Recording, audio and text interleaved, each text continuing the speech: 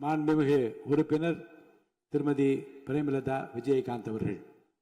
பேரவைத் தலைவர் அவர்களே, முதலமைச்சர் அவர்களே, எதிர்க்கட்சி தலைவர் அவர்களே, அமைச்சர் பெருமக்களே, சட்டமன்றத்திலே இருக்கும் அனைத்து சட்டமன்ற உறுப்பினர்களுக்கும் முதல் கண் எனது வணக்கங்களை தெரிவித்துக் கொள்கிறேன்.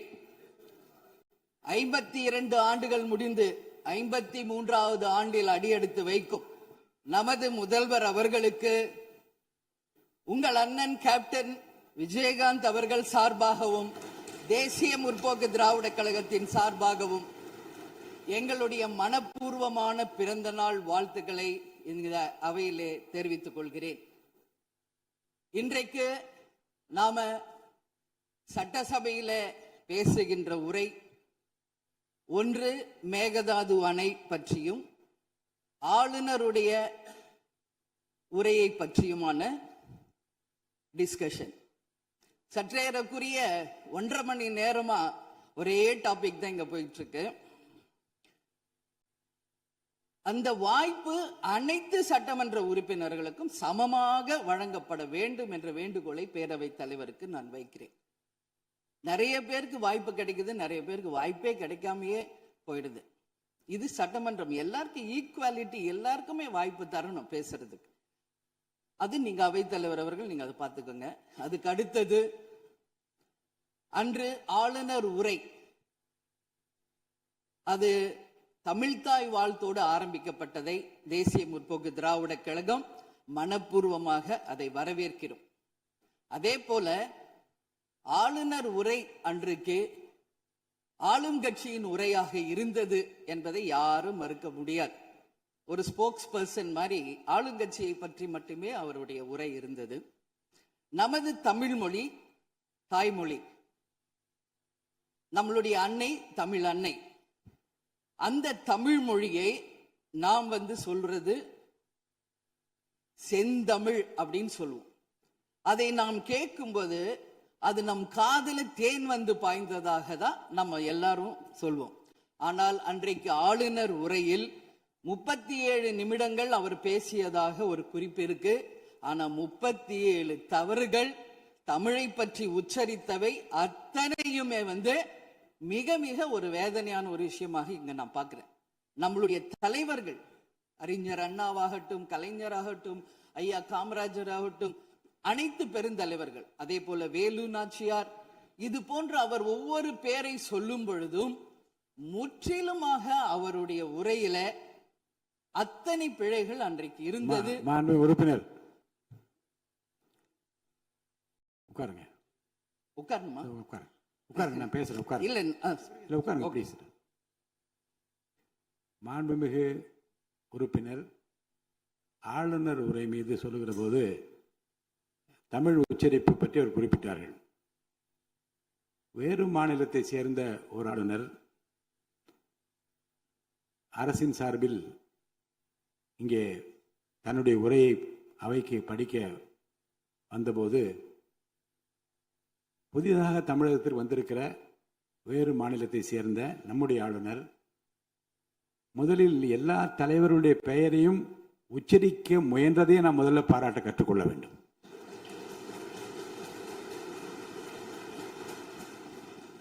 இன்னொன்று, எல்லா பெயர்களையும் விடாமல் படிக்க வேண்டும் என்று அவர் காட்டிய ஆர்வத்தை நீங்கள் பாராட்ட வேண்டும்.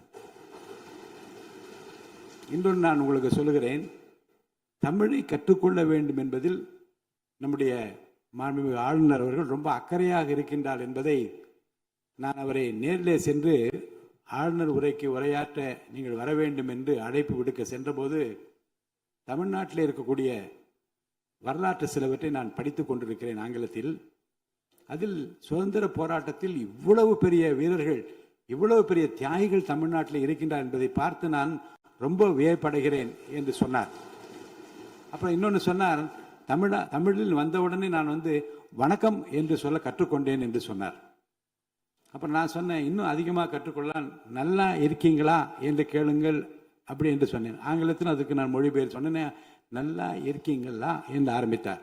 நான் உடனே பதில் சொன்னேன், நல்லா இருக்கேன், ஐ எம் ஆல் ரைட் என்று சொன்னேன். உடனே அதை ரிப்பீட் பண்ணார். இதை சொல்லுவதற்கு காரணம் என்ன என்றால், தமிழ்நாட்டுக்கு வந்திருக்கிற நம் நிலைமையை புரிந்திருக்கிற, நம் உணர்வுகளை புரிந்திருக்கிற ஒரு மாண்புமிகு ஆளுநர் இங்கே வந்து படிக்க முயலுகிற போது உச்சரிப்பு வருவது கொஞ்சம் சிரமமாகத்தான் இருக்கும். ஆனால் நம்முடைய கருத்தை முழுமையாக ஏற்றுக்கொண்டு கௌரவத்துடனும் கண்ணியத்துடனும் இந்த அவையை நடத்தி அவருக்கு நாம் நன்றி சொல்ல கடமைப்பட்டிருக்கோம். மேற்கொண்டு அதை விமர்சனம் செய்ய வேண்டாம் என்று நான் கேட்டுக்கொள்கிறேன். அதை நான் ஏற்றுக்கொள்கிறேன் பேரவைத் தலைவர் அவர்களே. அட்லீஸ்ட் தேன் வந்து பாய வேணாம், ஈட்டி வந்து பாய்ந்தது அது அன்றைக்கு, இது யாரும் மறுக்க முடியாது. அதே போல இன்றைக்கு நம்மளுடைய பேரவையில முதல்வர் அவர்களுடைய பிறந்த நாள். முதல்வருக்கு ஒரு கோரிக்கை வைக்கிறேன். இங்கு நான் சட்டமன்றத்திற்கு வந்த நாட்களில் இருந்து அவை பணியாளர்கள் எல்லாருக்கும் இது மாதிரி ஒரு டம்ளர்ல ஒவ்வொரு இடமா போய் தண்ணி கொடுத்துக்கிட்டு இருக்காங்க. இன்னைக்கு நம்ம ரொம்ப அட்வான்ஸ்டா போயிட்டு இருக்கோம். இன்னும் ஸ்டில் அந்த ஓல்டு மாதிரி போயிட்டு இருக்கு. இல்ல ஒரே ஒரு விஷயம், மாண்பு உறுப்பினர் வந்து இந்த தேன் வந்து பாய்ந்தது அந்த வார்த்தை அவைக்குள் நீக்கப்படுகிறது. அதை எடுத்துருங்க. அடுத்ததுங்க, இது மாதிரி கொடுக்கறது வந்து ஒன்லி கிளீன்லினஸ் ஒண்ணு. அவை பணியாளர்களுக்கு நிறைய வேலை இருக்கு. ஒவ்வொரு டேபிளா அவங்க தவழ்ந்து வந்து கொடுக்கறது நமக்கே பார்க்கறதுக்கு ஒரு மாதிரி இருக்கு. ஸோ சிஎம்க்கு ஒரு ரெக்வெஸ்ட், பெட் பாட்டில்ஸ்ல ஒவ்வொரு டேபிள்லயுமே பாட்டில்ஸ் நீங்க வந்து குடி தண்ணீர் வச்சிடலாம்.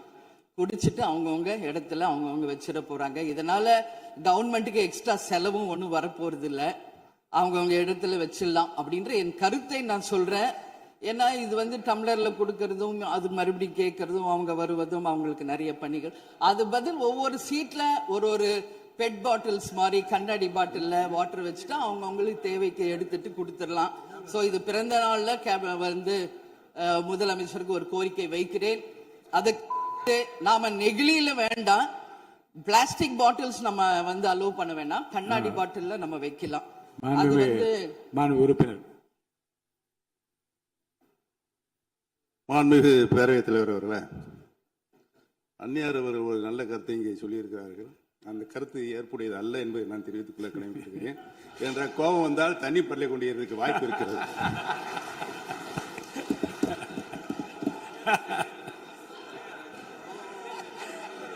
உறுப்பினர் பேசலாம். இப்போ தண்ணி பாட்டில் தான் வீசணும்னு கிடையாது, டம்ளர்ல கூட வீசி அடிக்கலாம். உறுப்பினர் ஒரு நிமிஷம். தலைவர் அவர்களே, நம்முடைய மாண்புமிகு முன்னாள் முதலமைச்சர் அண்ணன் ஓபிஎஸ் அவர்கள் ஒரு நிலையை குறிப்பிட்டு அதை எரிவதற்கான தண்ணி பாட்டிலை எரிவதற்கான வாய்ப்பு இருக்கிறது என்று சொன்னார்கள். ஒருவேளை அவருடைய தனிப்பட்ட அனுபவத்தின் காரணமாக அதை அவர்கள் இங்கே குறிப்பிடுறாரா என்பதை நான் அறிய விரும்புகிறேன். மாண்பு உறுப்பினர், ஏன்னா காலையில இருந்து ரொம்ப காரசாரமாவே போயிட்டு இருந்துச்சு. அதனால ஒரு ஹாப்பியா நம்மளுடைய முதல்வர் பிறந்த நாள்ல எல்லாரும் சந்தோஷமா இன்னைக்கு நம்ம அவையை செய்வோம். சோ பாட்டில் தான் வீசணும்ன்றது இல்ல, வன்முறைக்கு வேண்டும் என்றால் இங்க எவ்வளவோ இருக்கு, எது வேணாலும் வீசலாம். பட் நம்ம எண்ணம் அது கிடையாது. நிச்சயமாக தண்ணீர் என்றாலே பிரச்சனை தான் போல இருக்கு. அது காவேரி தண்ணீரா இருந்தாலும் டாஸ்மாக் தண்ணீரா இருந்தாலும் அது ஒரு பிரச்சனையா தான் இன்னைக்கு மக்கள்கிட்ட இருக்கு.